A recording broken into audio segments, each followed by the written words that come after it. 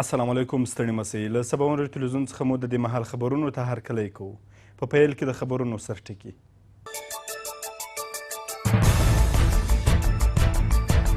د مارجې نادعلي په دوه لارې کې موټر بم حملې 3 سیمه ییز پولیس وژلي.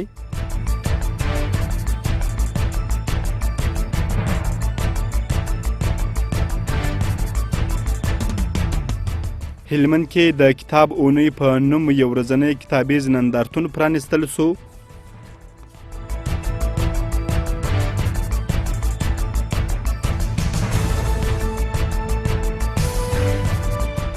او د زده کوونکو ترمنځ د پوهنې تر چتر لاندې مشاعره جوړه سوه.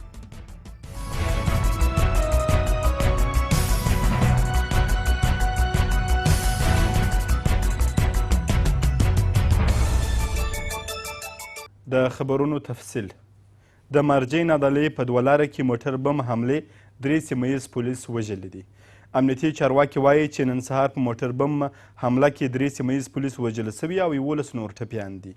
د هلمند والي ویاند عمر ځواک رسنیو ته ویل چې حمله نږدې 10 بجې د مارجې او نادعلي ولسوالیو په دوراهي سیمه کې د سیمه ییزو پولیسو په روزنتون سوې ده. په دې اړه نور حال میوند میړنی راکوي. د مرجې او نادعلي په دوه لارې کې د پولیسو پر مرکز ځانمرګي برید کې لږ تر لږه 3 پولیس وژل سوي او 11 نور ټپیان دي. د هلمند د پولیسو مشر عبدالرحمن سرجنګ وایي برید د شنبې په ګهیځ هغه مهال وسو چې ځانمرګي برید کوونکي پر ځان پورې تړلي چاودېدونکي توکي پر یوه امنیتي مرکز پورې وچول. ښاغلي سرجنګ زیاتوي په برید کې 3 پولیس وژل سوي، 3 ماشومان او 6 پولیس ټپیان دي. خو د هلمند د والي ویاند عمر ځواک وایي برید د پولیسو پر یوه روزنځي سوی چې 11 کسان پکې ټپیان دي. د هلمند د امرجنسي روغتون سرچینې وایي دوی ته د پیښې له ځایه 14 ټپیان وروړل سوي چې یو پکې مړ سوی دی. هلمند د افغانستان په سویل کې نارامه ولایت دی چې په وروستیو کې تاوتریخوالی پکې ډېر سوی. د ننني برید پړاو وسوال طالبانو پر غاړه اخیستې ده. د ذبیح الله مجاهد په نامه د طالبانو یو ویاند پر خپله ټویټر پاڼه لیکلي نن ګهیځ د هلمند مرکز د شرګاه اړوند بولان سیمه کې د پولیسو په تعلیمي مرکز موټر بم برید سوی دی. نوموړی په برید کې د ګڼو پولیسو د وژل کېدو او ټپي کېدو ادعا کوي. هلمند کې د کتاب اونۍ په نوم یو ورځنی کتابیز نندارتون پرانیستل سو. د ثور وروستۍ اونۍ د کتاب لوستلو اونۍ نومول سوې ده چې په همدې موخه د اطلاعاتو او کلتور ریاست له لوري یو ورځنی کتابیز نندارتون پرانیستل سو. د مسؤلینو په وینا د کتابونو په مطالعه به ځوانان وکولی سي د معلوماتو زیرمه یې بډایه او ذهن ته پراختیا ورکړي. نور حال روح الله روحاني راکوي. د کتاب لوستلو ونې په ویاړ د اطلاعات او کلتور ریاست له لوري یو ورځنی کتابیز نندارتون پرانیستل سو. دغه نندارتون کې زرګونه بېلابېل کتابونه نندارې ته وړاندې سوه تر څو د کتاب لوستلو فرهنګ عام او ځوانان دې کار ته وهڅوي. د اطلاعات او کلتور ریاست د مسؤلینو په وینا د انسان د شخصیت په جوړښت کې د کتاب د مطالعې ارزښت ډېر زیات دی. له دې لارې د معلوماتو زیرمې نورې هم بډایه کیږي. مسؤلین د دغه حالت څخه د وتلو یوازینۍ لار د زده کړې ترڅنګ منظمه مطالعه یادوي. د جهان ډېر لوی ستر شخصیتونه علمي ادبي فرهنګي لیدلي دي یا مو د هغوی کارنامې اورېدلي دي. که انسان که هغوی په منظم ډول هر څونه تحصیل کړی دی ولې د مطالعې د لارې د هغوی شخصیت بشپړ سوی دی، هغوی کاري تجربې ترلاسه کړي دي، هغوی د هغوی څخه د مخنیو علماو تجربې او کارونو او شاکارونو کارنامې زده کړي دي. زه خپله په دې باره کې ښه تجربه لرم. ما 12م صنف مطالعه کړی و د مارجې په لیسه کې، خو د هیواد شمال و جنوب او د ولایاتو نومونه مې نه وه زده. کله چې مې د کتاب لمن نیولې ده تر اوسه پورې نو زه پوهېږم چې څه شي زما په ذهن کې شته هغه ټوله د کتاب د مطالعې برکت دی. د کتاب اونۍ په مناسبت د هلمندیو فرهنګ پالانو او مدني فعالانو له لورې زابل ولایت کې د کتابتون په جوړېدو کې د سلګونه ټوکه کتابونو مرسته وسوه. د زابل مدني فعالان خوښ دي او ژمنه یې وکړه له دې ولایت سره به خپلو هر اړخیزه فرهنګي همکاریو ته پراختیا ورکوي. که د انسانیت تاریخ ته وګورو نو ستر کتاب چې قرآن مجید ده دا د انسانیت د لارښوونې دپاره راغلی ده. نو هلمندیانو په دې باره کې د موږ سره ډېره همکاري کړې ده. زه دومره الفاظ نه لرم چې دوی وستایم، خو دومره به باندې ووایم چې دغه کلتوري فرهنګي اړیکه به زموږ او ستاسې همیشنۍ وي، نه یوازې ته دې کتابونو پورې به محدوده وي بلکې دا به نوره هم غځېږي انشاءالله په راتلونکي کې. زه مطمئن یم او ډاډ در کوم د خپل ولس یا د کتابتون په نمایندګي باندې چې موږ د زابل ولس ډېر ځپل سوي یو، ډېر خوار او غریب یو. تاسو په داسې حالات کې موږ ته لاسنیوی وکړئ چې موږ ډېر عجل ضرورت ورته د وخت تقاضا همداسې ده چې باید په قلم کتاب باندې نوره سیالي وکړو. د اطلاعاتو او کلتور ریاست دا مهال زرګونه بېلابېل کتابونه لري. مسؤلین یې ژمنه کوي د ولایتي او مرکزي ادارې په مرسته به غني کتابتون جوړ او ټول کسان به د مطالعې په موخه ترې کار اخلي. د زده کوونکو ترمنځ د پوهنې تر چتر لاندې مشاعره جوړه سوه. دغه مشاعره کې د شهید انجینر عبدالمتین علي لیسې سلګونو زده کوونکو ګډون درلود چې پر مهال یې زده کوونکو او ښوونکو د پوهنې اړوند خپل شعرونه ولوستل چې په دې سره به وکولی سي ذهن ته په پراختیا ورکولو د زده کوونکو استعدادونه لوړ کړي. نور جزئیات روح الله روحاني راکوي. مشاعره د پوهنې تر چتر لاندې د شهید انجینر عبدالمتین علي لیسې د سلګونه زده کوونکو ترمنځ ترسره سوه چې په مطبعه ښوونځیو کې شعر او ادب ته وده او پراختیا ورکوي. د ښوونځي مسؤلین دا ډول پروګرامونه د زده کوونکو د ذهني پراختیا او استعدادونو را برسېره کولو لپاره اغېزناکه بولي. ډاډ ورکوي راتلونکي کې به دا ډول لا نور پروګرامونه هم په لاره واچوي، خو له زده کوونکو یې وغوښتل له وخت څخه په سم ډول استفاده وکړي. دا چې شاګردان راویښ کړله خپل ذکاوت، خپل توانایي، خپل استعداد د شعر په ژبه، د مضمون په ژبه، تمثیلي پارچې، ادبي مسخرې او متلونه ښکاره کوي. دا د دلیل صاحب د مشاعرې په نوم نومول سوې ده. موږ د قرات ډېر ښه سیالۍ ګډولې او زموږ شاګردان د قرات په سیالیو کې ډېر ښه وځلېدل او زموږ دغه غږ د لښکرګاوو ګوټ ګوټ ته ورسېدی او د مدرسو ګوټ ګوټ ته ورسېدی. حتی مدرسو زموږ اداره او زموږ استادان تعصیب کړل، ډالۍ یې ورته راوړلې. هغو ته دا فکر دی وروره څوک دغه د مدرسې او د مکتب تر مابین واټن او فاصله کموي، دا موږ تاسې دي. مشاعره کې یو شمېر ښوونکو او زده کوونکو د پوهنې او زده کړې اړوند چمتو کړي شعرونه ولوستل چې غواړي له دې لارې نور ځوانان او ماشومان هم زده کړې ته وهڅوي. په وجود کې زړه د ټول بدن پاچا دی، په ظلمونو کې دا زړونه تار په تار.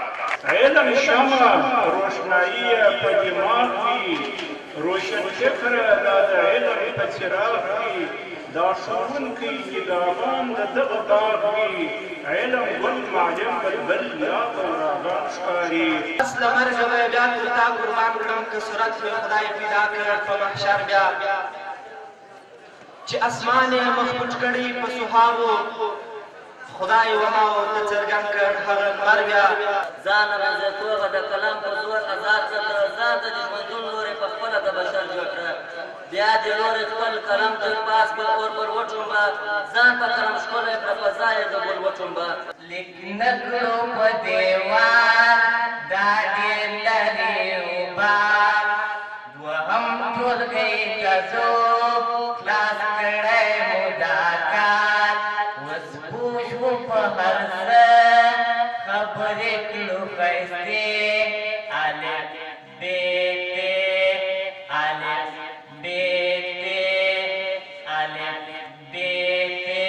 پګړۍ خړ څادرونه اشنا راته ښکارېږي، ورځمه هغه خلک بل څوک نه دي پښتانه دي. زما پښتنو میندو خپل وجود ته مو خیرونه غواړئ، د نن په درس کې چې هر څه مړه دي پښتانه دي. د شا لخوا دې نه ولي په مرګ پسې دي ګرځي، ایکۍ سهار خلک دومره ښه دي پښتانه دي. تر دې وړاندې د زده کوونکو د ذهني پراختیا او استعداد لوړونې په موخه علمي سیالۍ ترسره سوې وې چې په مټ یې پوهنې ریاست غواړي زده کړیزې وړتیاوې لوړې کړي. هلمند کې د جمناستیک لوبې لومړۍ دوره استادان فارغ سوه.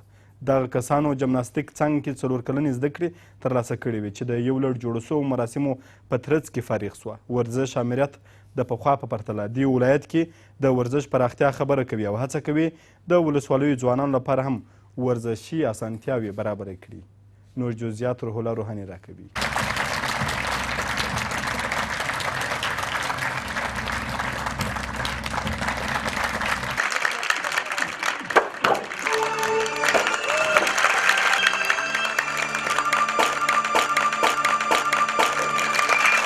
د جمناستیک ورزشي لوبې لومړۍ دوره همدې جوړو سوو مراسمو کې فارغ سوه. ورزش امریت د دغه کسانو په فارغه کېدو هیلهمندي وښوده چې وبه کولی سي ورته د کار زمینه برابره کړي. زیاتوي دې ولایت کې د ورزش برخه کې لا زیات کار ته اړتیا لري. په همدې اساس دوی غواړي د ولسوالیو ځوانانو لپاره هم ورزش برخه کې کار وکړي. په کلونو زحمت سره نن وکولی سوله لاس تنه ځوانان د استاذۍ په بخش کښې فارغه کړي. په لومړي سر کښې د دوی به استاذ ته او دغو لسو تنو استادانو ته چې دروند مسؤلیت یې د دې مخ په ایسته په غاړه کېږي دوی ته او د دوی واکاریبو ته مبارکي وایم. د لښکرګاه ښاروالۍ مسؤلینو د ورزش امریت سره د هر ډول همکارۍ ډاډ ورکړ، خو له ورزشکارانو یې هم وغوښتل د ښار پاکوالي کې ورسره همکاري وکړي.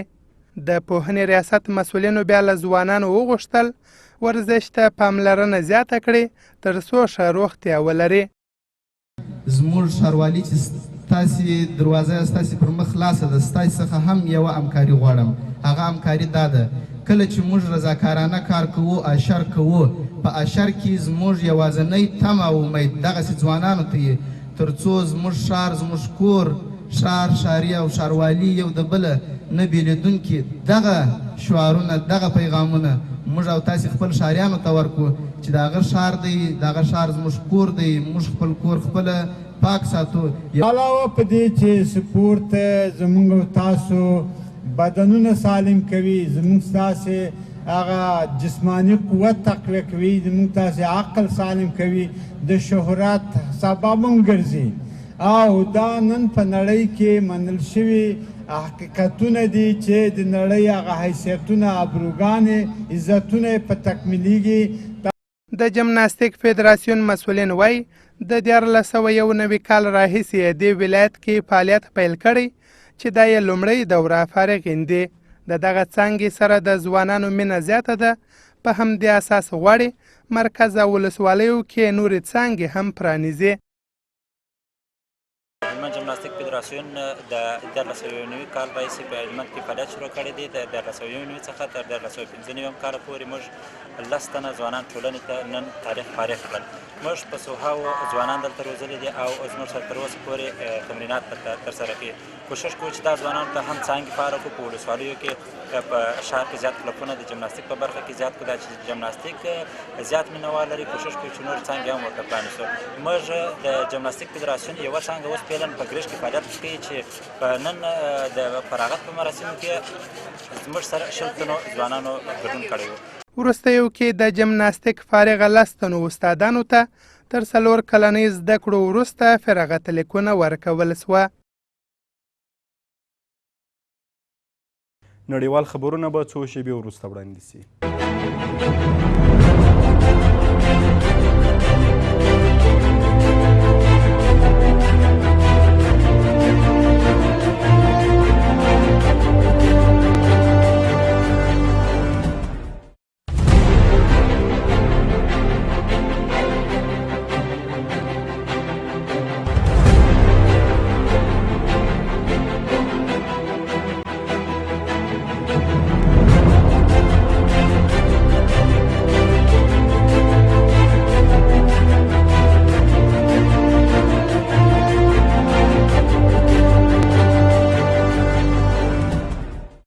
د نړیوالو خبرونو تفصیل.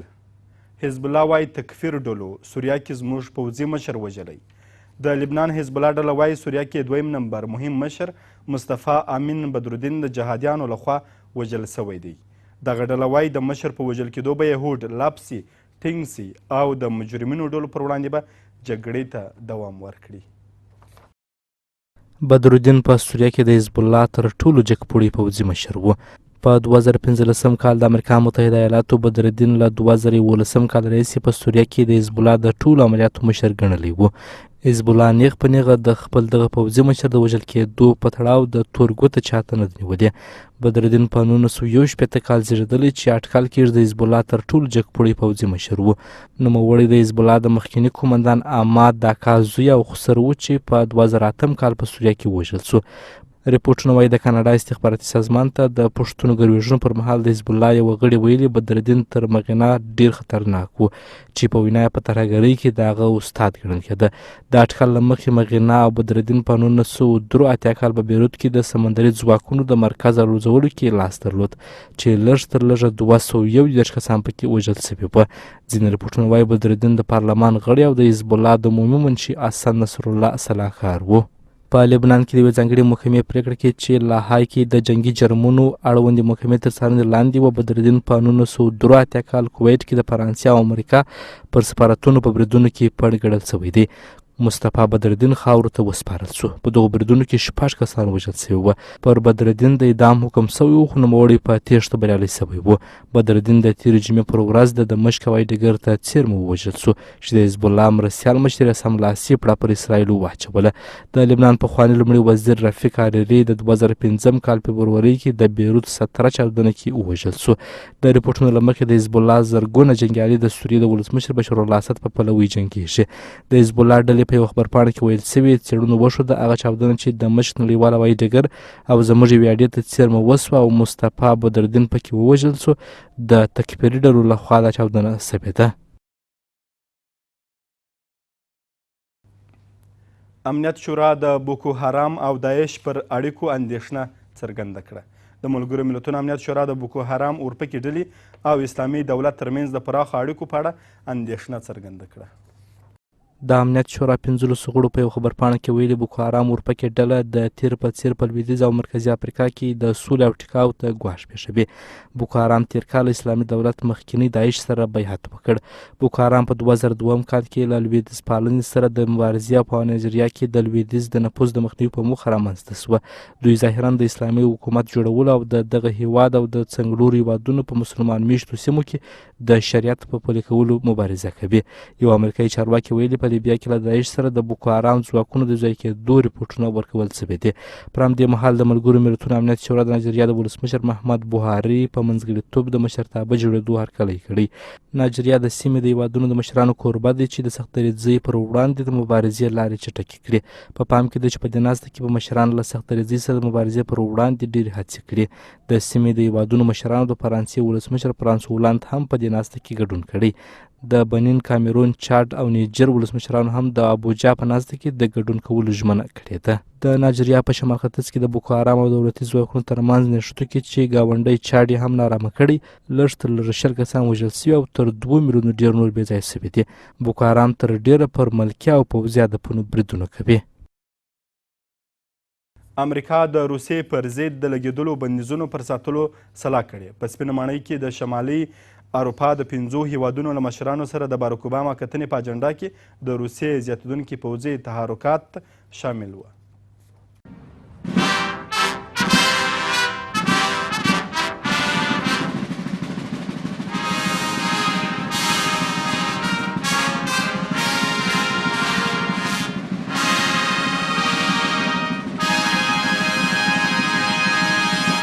د امریکا ولسمشر د ډنمارک، ایسلنډ، فنلنډ، سویډن او ناروې له رهبرانو سره د کتنې په پای کې یو کنفرانس ته وویل موږ د اوکراین د ملاتړ پر اړتیا او د روسیې پر ضد د لګېدلو بندیزونو پر ساتلو سلا وکړه تر هغو چې وکړای سو پر یو پرېکړه لیک ایجاد کړو. لکه څنګه چې د مینسک په موافقو کې مشخص شوي او دغه موافقې په بشپړ ډول عملي کېدو ته اړتیا لري. موږ په بالټیک حوزه کې د روسیې د زیاتېدونکي پوځي تجربې حضور او وضعیت په باب اندېښنه سره متحد یو. موږ شپږ هیوادونو په یوه ګډه اعلامیه کې د بالټیک سمندر په ساحه کې د روسیې پر اقداماتو او نورو موضوعاتو اندېښنه څرګنده کړه. وروستی خبر کاسوو او جبل طارق د فیفا غړیتوب ترلاسه کړ. کاسوو د فدراسیون د 210 غړي په توګه وروسته له هغه ومنل سو چې په مکسیکو کې د فیفا د کانګریس 141 غړو د هغه په پلوي او 23 نورو مخالفې رایې وکارولې. کاسو او جبل طارق د فوټبال د نړیوال فدراسیون یا فیفا غړیتوب ترلاسه کړ. کاسو د فدراسیون د 12 غړي په توګه وروسته له هغه ومنل سو چې په مکسیکو ښار کې د فیفا د کانګریس د 141 غړو د هغه په پلوي او 23 نور مخالفې رایې ورکړې.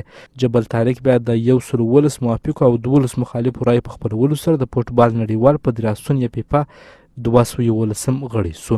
تر دې وروسته کاسو او جبل طارق کولی سي په غلوبو کې چې ډسمبر کې پیلېږي او د 2013 میلادي کال د فوټبال نړیوال جام ته د لارموندنې لپاره ودې برخې ته ولاړ سي. دا هم د حوالاتو اټکل.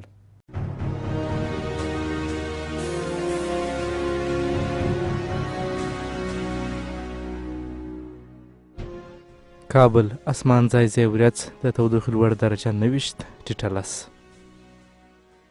هلمند لمر د تودوخې لوړ درجه 19 ټیټه 23. کندهار لمر د تودوخې لوړ درجه 19 ټیټه 22. فراه اسمان ځای ځای ورځ د تودوخې لوړ درجه 18 ټیټه 20.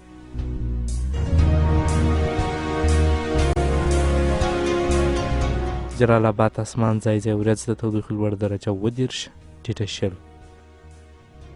مزار شریف اسمان ځای ځای ورځ د تودوخې لوړ درجه 40 ټیټه 22. هرات اسمان ځای ځای ورځ د تودوخې لوړ درجه 40 ټیټه 14. غزنی اسمان ځای ځای ورځ د تودوخې لوړ درجه 15 ټیټه 8.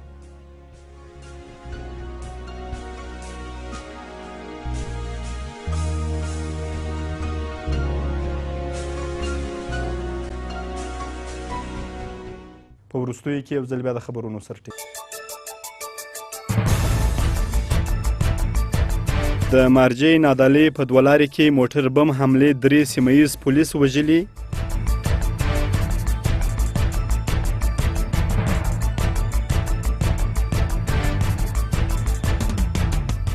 هلمند کې د کتاب اونۍ په نوم یو ورځنی کتابیز نندارتون پرانیستل سو.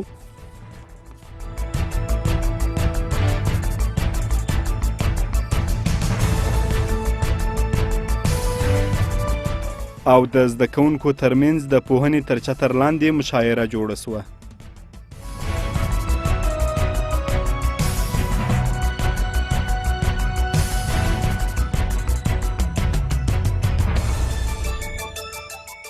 له سبا ورځ تلویزیون څخه د دې مهال خبرونه پای ته ورسېدل. تر بیا ښې چارې پر مهربان خدای مسپارو.